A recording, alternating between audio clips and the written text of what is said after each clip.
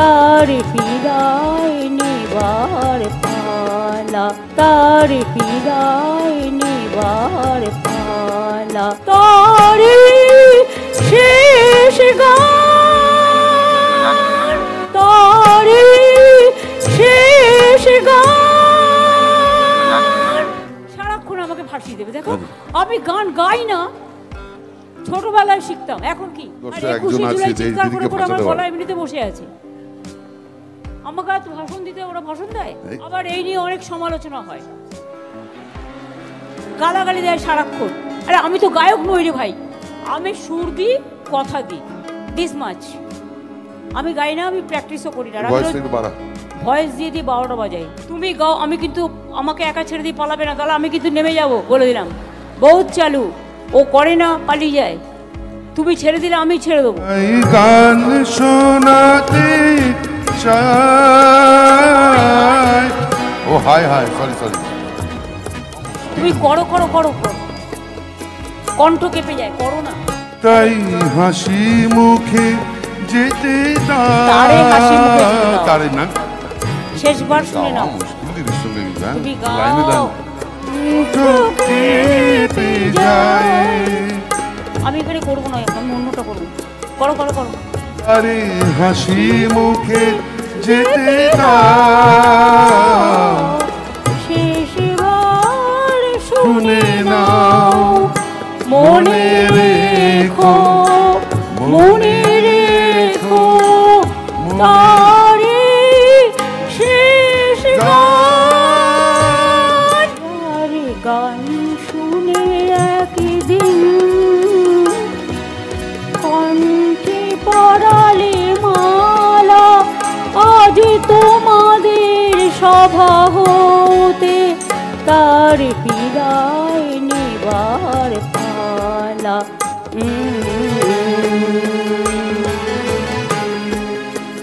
ঝড়ে কত তারা আলোকে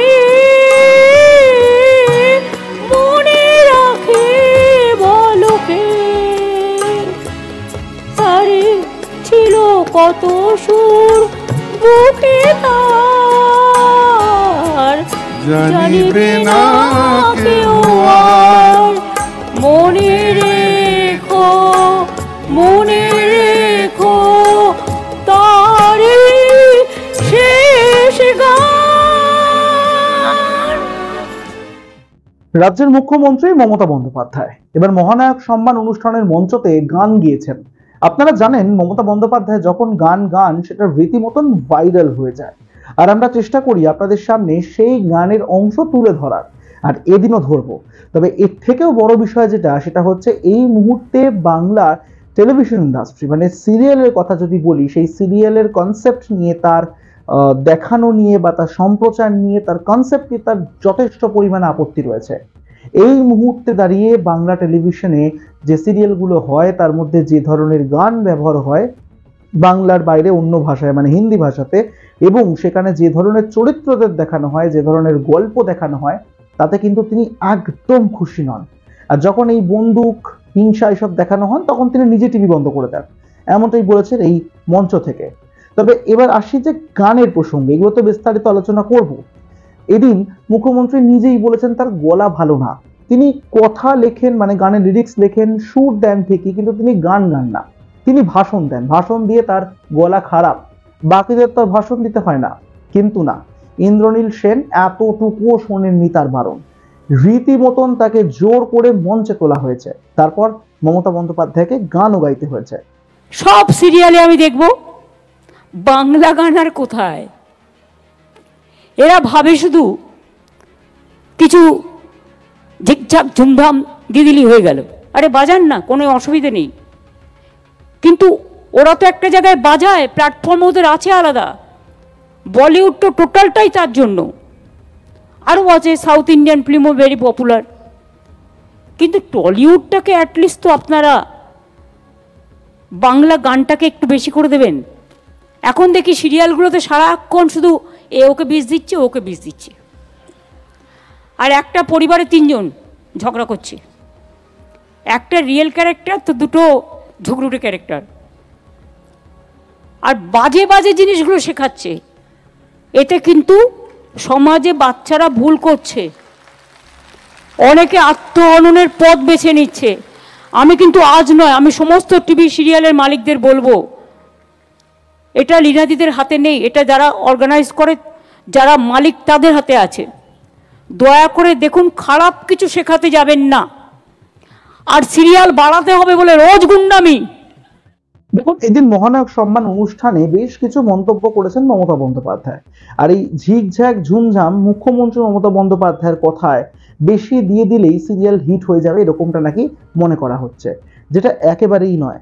আর কেন বাংলা গানকে তিনি জোর দিচ্ছেন, এটারও কিন্তু একটা দৃষ্টিকোণ রয়েছে।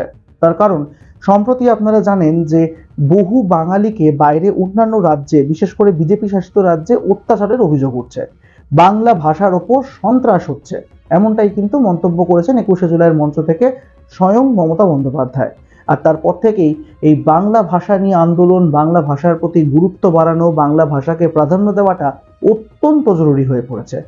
আর তার জন্য এবার এই মহানায়ক সম্মান থেকে সিরিয়াল, মানে বাংলার যে সিরিয়াল, যেটা বিকেল বেলা থেকে শুরু করে একেবারে বেশ কিছুটা রাত পর্যন্ত প্রায় মানে অনেক বাড়িতেই, বাড়ির মহিলারা, অনেক ক্ষেত্রে পুরুষরাও কিন্তু দেখেন, সেই সিরিয়ালের কনসেপ্টটা কিন্তু একেবারেই ভালো হচ্ছে না। সেখানে হিংসা দেখানো হচ্ছে, সেখানে একজন মেইন ক্যারেক্টার থাকলে বাকি ক্যারেক্টাররা অনেক ক্ষেত্রে দেখা যাচ্ছে বিষ খাইয়ে বেড়াচ্ছে, এরকম একটা ইঙ্গিত তিনি দিয়েছেন, এরকম একটা বলার চেষ্টা তিনি করেছেন এদিনের অনুষ্ঠান মঞ্চ থেকে। তবে সত্যি কিছুটা দেখতে গেলে তাই কি, কারণ আপনারা হয়তো যারা এই প্রতিবেদন দেখছেন, আপনারা অনেকেই সিরিয়ালও দেখেন। আর সিরিয়ালে এই মুহূর্তে টিআরপি তৈরি করার জন্য নাকি হিংসার ঘটনা বা অনেক ধরনের নেতিবাচক দৃষ্টিকোণ থেকে অনেক ঘটনা দেখানো হয়, যেটা না করলে এই সময় দাঁড়িয়ে কম্পিটিশনে অনেকটাই হয়তো পিছিয়ে পড়বেন নির্মাতারা। আর সেটাকে মাথায় নিয়ে বাকি অন্যান্য চ্যানেলরা ঠিক কি করছে সেটাকেও মাথায় নিয়ে বিভিন্ন রকমের গল্প, বিভিন্ন ধরনের কনসেপ্ট তৈরি করা হচ্ছে। আর এতে আত্মহনন বাড়ছে, সুইসাইডাল রেট বাড়ছে, এমনটাই বক্তব্য মমতা বন্দ্যোপাধ্যায়। তিনি বলছেন যে এই ধরনের দৃষ্টিকোণ থেকে নিজেদের দৃষ্টি সরাতে হবে, এগুলো বেশি পরিমাণে দেখানো যাবে না। বলিউড যেরকম আছে সেরকম টলিউডও রয়েছে, বাংলা ভাষা, বাংলার গান ব্যবহার করতে হবে সিরিয়ালে, এরকম একটা দিক কিন্তু তিনি এদিন তুলে ধরার চেষ্টা করেছেন সকলের মধ্যে।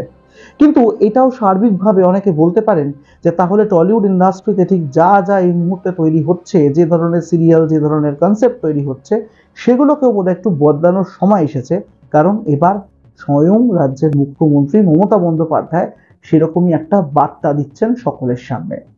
এদিনের অনুষ্ঠানে, মানে মহানায়ক সম্মান অনুষ্ঠানে বহু মানুষ ছিলেন, টলিউড ইন্ডাস্ট্রি ছিলেন বলতে গেলে, এবং এই টলিউড ইন্ডাস্ট্রির যে সকল ব্যক্তিত্বরা এদিন উপস্থিত ছিলেন তাদের মধ্যে অনেকে রয়েছেন সিরিয়ালের সঙ্গে জড়িত।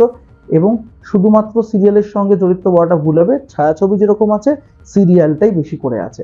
তাই সেই দিক থেকে দেখতে গেলে একটা বার্তা যে এবার কিন্তু একটু বদলানোর সময় এসেছে। কারণ বাংলাতে বহু হিংসার ঘটনা ঘটছে, কোথাও গিয়ে পরোক্ষে মমতা বন্দ্যোপাধ্যায় এটা মিন করার চেষ্টা করছেন নাকি আমরা শিওর নই যে বাংলায় যে ধরনের ক্রাইম বাড়ছে তার জন্য কোনো রকম ভাবে সিরিয়ালই দায়ী, এটা তিনি বলতে চেষ্টা করেছেন নাকি সেটা একেবারেই বলা যাবে না। কিন্তু বাংলায় যে ক্রাইম রেট বা আত্মহনন যেটাই বলে থাকুন না কেন, যেগুলো বাড়ছে, তার জন্য কিন্তু এই সিরিয়াল কনসেপ্টটা অনেকটা কিন্তু এর ওপর নির্ভর করছে বলছেন মমতা বন্দ্যোপাধ্যায়। আপনারাও কি এর সঙ্গে একমত? সেটা অবশ্যই জানাবেন আমাদেরকে কমেন্ট করে, এবং অবশ্যই সাবস্ক্রাইব করতে ভুলবেন না আমাদের ইউটিউব চ্যানেল এক ঝলকে মিডিয়া।